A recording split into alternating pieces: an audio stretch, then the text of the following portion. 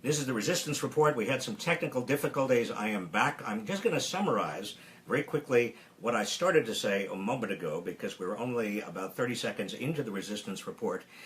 What I said was the Congressional Budget Office is under attack from Republicans and from the Trump White House. The CBO is the place where analysis is done for Congress about legislation that is pending. It is nonpartisan analysis. It is analysis based on objective facts and logic and data. Now, what the Republicans and the Trump White House are doing is basically saying to the public, don't wait for the CBO, the Congressional Budget Office's analysis of our new health replacement for Obamacare. Just don't pay attention to it. In fact, it can't be trusted. This is what Sean Spicer said. He said, if you're looking at the CBO for accuracy, you're looking in the wrong place. House Majority Whip Steve Scalise called the Congressional Budget Office unelected bureaucrats in Washington. Now, here's the interesting thing about this, because the director of the Congressional Budget Office right now, a fellow named Keith Hall, is a Republican economist. He's a former George W. Bush administration official, and he was chosen for the position of director of the Congressional Budget Office by the Republican Congress in 2015. In other words, he is not in any way, shape, or form a Democrat or a lefty or anybody who you would expect the Republicans would not trust, or the Trump administration and the White House would call into question. And yet, what's happened is the Republicans and the Trump administration don't want the public to believe what the CBO is about to come out with. Why? Because they don't trust, in fact, they believe that the CBO is going to find that the new Republican substitute, so-called, for Obamacare provides very little coverage and also will cost average Americans much too much, and will not do very much good for the budget deficit because it reduces the taxes of very wealthy people. That's going to be the CBO analysis. It's going to come out sometime, maybe over the next week or two. But meanwhile, Congress is moving ahead as fast as possible with the markup and a vote on its bill to replace Obamacare. Without the CBO, without Congressional Budget Office, without that neutral analysis that would actually provide some trustworthy data, some figures, some facts. That's what Trump and also the Republicans don't want. They don't want trustworthy analysis and figures. They don't want nonpartisan figures and facts. They're afraid of those nonpartisan figures and facts. And so what is it that they do? They are discrediting the institution. They are saying the entire Congressional Budget Office cannot be trusted. That's the pattern. That's what the Trump administration has been doing with regard to anything that, and any institution, any part of government, any group of people who are likely to come up with facts or figures or analysis that Trump and the Republicans don't like. This is what happened when, in fact, news outlets began criticizing Trump. What did he say? He didn't just dispute the individual items. He didn't just dispute the particular stories they came up with. No, he went after the credibility of the entire news press system as a whole, particularly those parts of it that he didn't like, that didn't agree with him. The New York Times, the Washington Post, ABC, NBC, CBS. He said the media are the enemies of the people. And he only allowed in and allows into his press conferences the media, the press outlets that agree with him. In other words, going after the institutions themselves is what Trump does, and the Republicans are following along.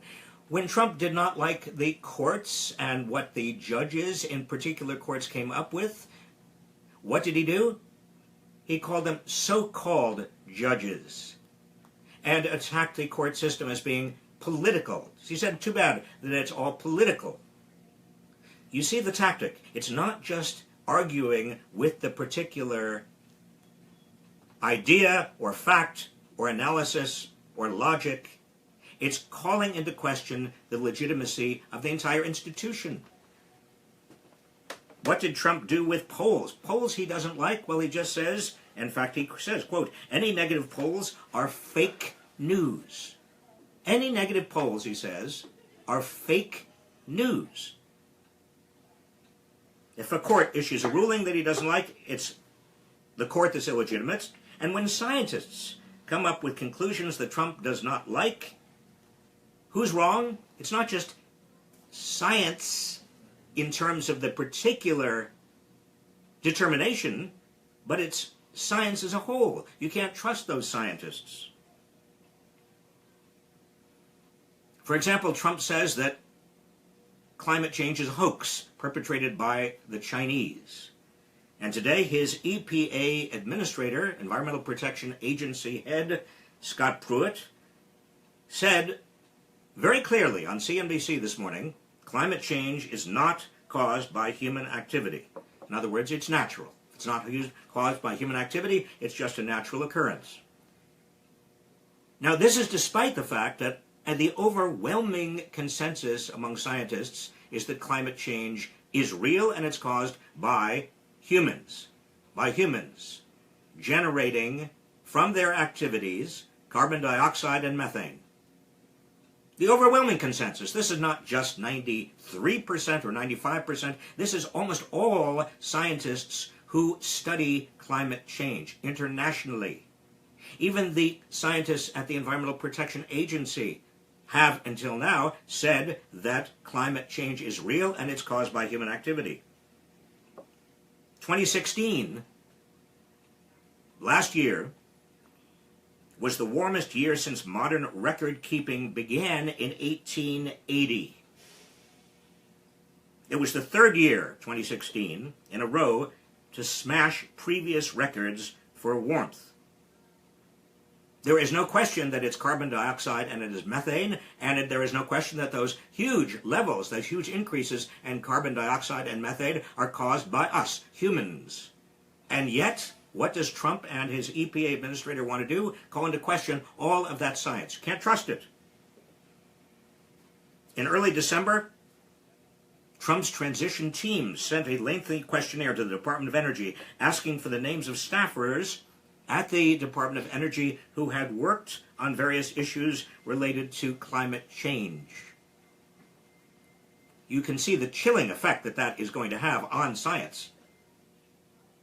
Soon after assuming office, Trump told the EPA staffers to remove any pages from its website concerning climate change and said it would review all of the agency's data and publications with regard to climate change. In other words, don't trust the scientists. If you have a preconceived notion, the public should not trust them. Just like the public should not trust the intelligence agencies. It's the fault of the intelligence agencies when they came to the conclusion that Russia had interfered in the 2016 election. Instead of taking on directly their conclusions, what does Trump do? He just says you can't trust the intelligence agencies. Meanwhile, Trump's cabinet, in addition to Scott Pruitt, the cabinet has been busy rewriting history. Earlier this week, Ben Carson, Trump's new secretary of the Department of Housing and Urban Development, he referred to enslaved black people who had been stolen and trafficked and sold into slavery. He referred to them as immigrants. And he spoke of their dreams for their children and grandchildren in this new land. People who were enslaved, who were grabbed against their will in Africa and put into slave ships and brought over to the United States, America, against their will. They are immigrants who have dreams for their children and grandchildren. That's why they came over. They got into those slave ships and said, "Fabulous, I'm so excited to go to America"?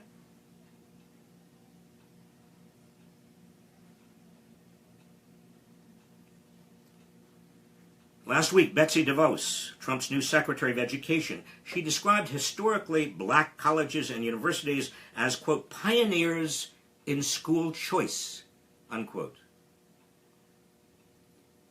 Hello? Pioneers in school choice? That view makes sense only if you assume that there was no segregation, only if you assume that black young people had enormous choice and that they therefore chose these black colleges and universities over other possible choices they had. Black colleges and universities historically were not pioneers in school choice. They were pioneers. They were very important institutions, but they were not part of school choice.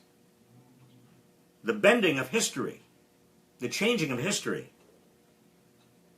to suit the Trump administration's views of public policy is just like what Trump and the rest of his administration have been doing with regard to neutral facts, the press, the Congressional Budget Office, the intelligence agencies, science.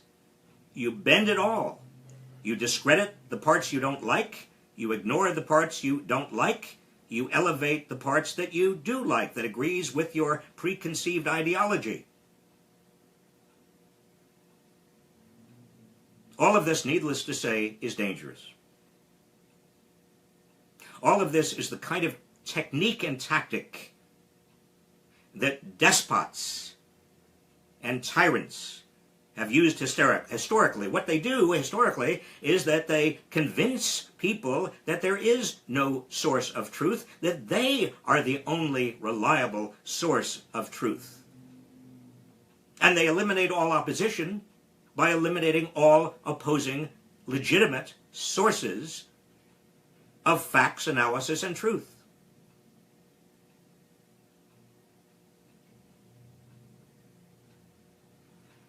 Our responsibility in the resistance to this is to know the truth, to spread the truth, to hold accountable Trump and Republicans and cabinet members who are spreading falsehoods and are discrediting the legitimate sources of truth.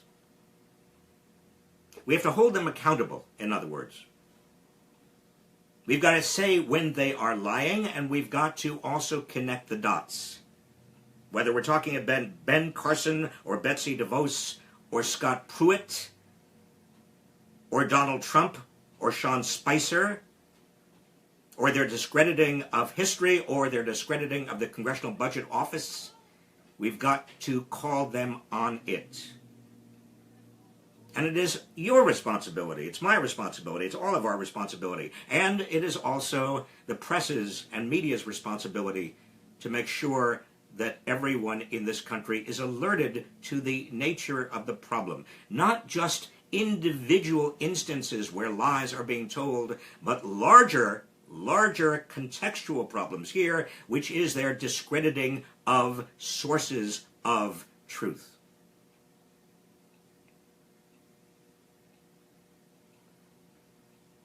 What we are up against is the undermining of democratic institutions. The Congressional Budget Office, for example, may not sound terribly important to you, but it has, for decades, played a key and important role in making sure the public and legislators in Congress had access to the truth.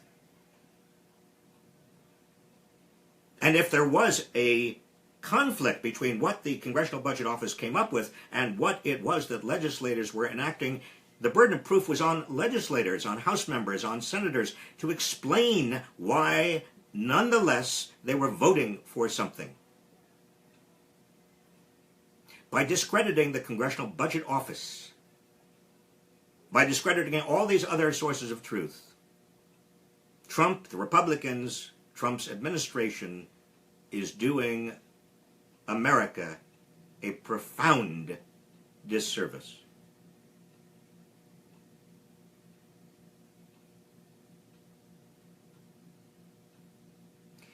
That ends the resistance report tonight. I'll see you tomorrow.